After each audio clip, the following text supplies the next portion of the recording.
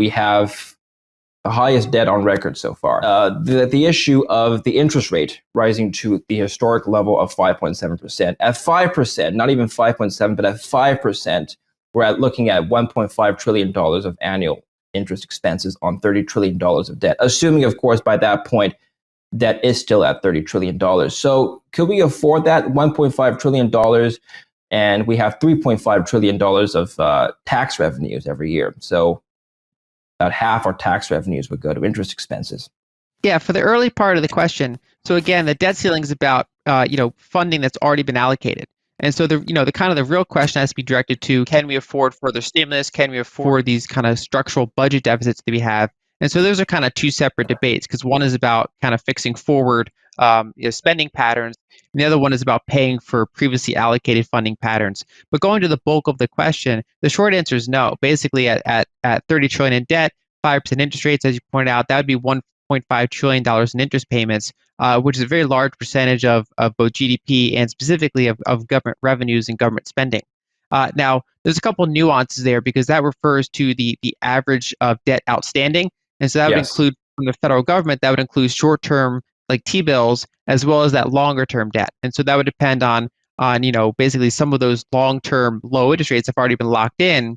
But there is a very, very large percentage of the treasuries that actually consists of short-term T-bills. Last I checked, well over 10 trillion was that very short-term number. And so that basically is tied to the Federal Reserve's interest rate policy. And so the short answer is my base case for a couple of years now is that, this looks a lot like the 1940s in the sense that that's the last time that U.S. debt to GDP was as high as it is now. And basically what they had to do back then was lock interest rates at a very, very low level, even when you had these bursts of inflation. And that's because they found themselves basically fiscally in a problematic space. And so the downside there is that if you're holding cash or holding bonds, you can fail to recoup your purchasing power during that period. And so that's actually one of the big differences between the 70s and the 40s, is that the 1970s, private and federal debt as a percentage of GDP were both pretty low. And so when you had inflation, you could raise interest rates to combat it. Whereas in the 40s, when you had very, very high public debts, despite inflation, pretty much whatever you do, they couldn't raise interest rates. And so that's generally a pretty good case for holding real assets at this current time, because I think we're still on a path towards currency devaluation. And it could happen in bursts, or it can happen just over the course of a decade of having interest rates that are below the inflation rate. Okay, so let's first talk about the tools they have to control this problem. You mentioned locking in interest rates as one of them. What does that mean exactly? How can the government lock in interest rates? Well, for example, if the government issues a 30-year bond at, say, 2.5%, then even if interest rates go back up, that bond, they still have a fixed contract of coupons to pay at that initial rate. And so basically the extent they lock in that longer term yield, they basically buffer themselves against rates going up. However, in recent period of time, they've actually been kind of decreasing their average maturity. They've been issuing a lot of T-bills. And so a very big chunk of that debt is susceptible to an increase in interest rates if the Fed were to do that. Okay, so most of their debt is relying on variable interest rates, is what you're saying. A good chunk of it, yes. They have that full spectrum from very, very short all up to 30 years, and a very big percentage of it is under 5 years. Okay. Now, what about the possibility of interest expenses reaching? Is there a number in your mind, Lyn, where interest expenses become unsustainable, unaffordable? What's that number for you?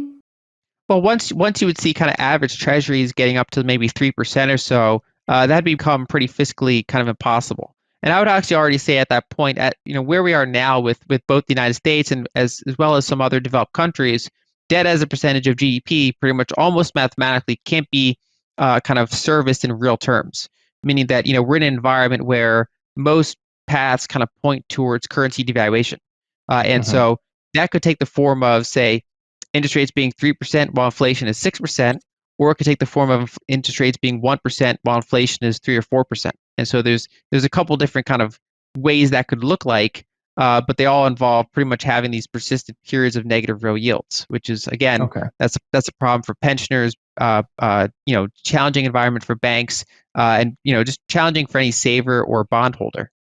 All right, so currency devaluation is one consequence of the path forward. What about for the stock markets? Obviously, the high debt to GDP ratio is not anything new. It hasn't happened overnight. Yet equity markets have continued to rally ever since 2009. If you ignore the blip we had last year, so this is something that I would think, from the surface, the surface observation, stock market investors have largely shrugged off. What do you think?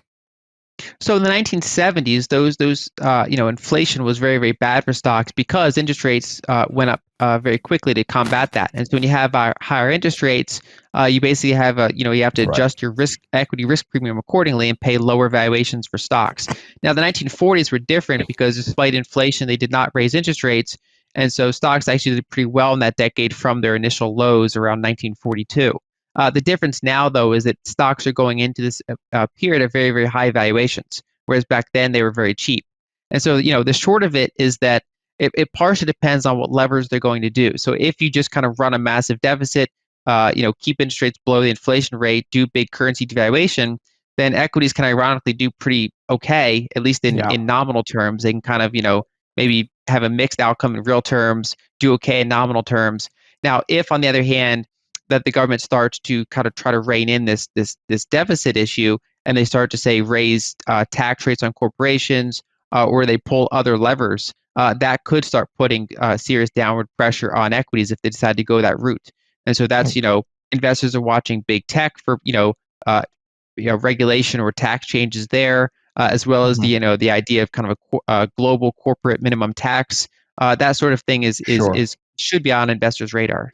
I think the government, correct me if I'm wrong, Lyn, but I think most governments would want currency devaluation, right? That would be better for exports. So most governments do. Most of them want that kind of gradual devaluation where they still want their currency to be seen as stable, but they want some positive inflation rate.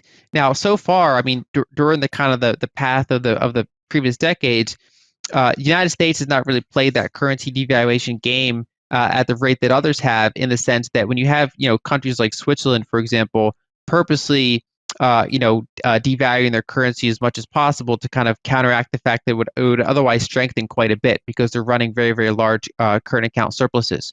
So they basically print money, they buy foreign assets for the specific purpose of trying to devalue their currency. Now, the United States, on the other hand, does not use foreign exchange reserves. We have very, very little foreign exchange reserves as a percentage of GDP because the United States has historically been the axiom of the system, where other countries use the dollars as exchange reserves, but we don't really have their currencies as exchange reserves. So the United States actually could play this game more aggressive if they wanted. They could just print dollars and buy foreign bonds and things like that.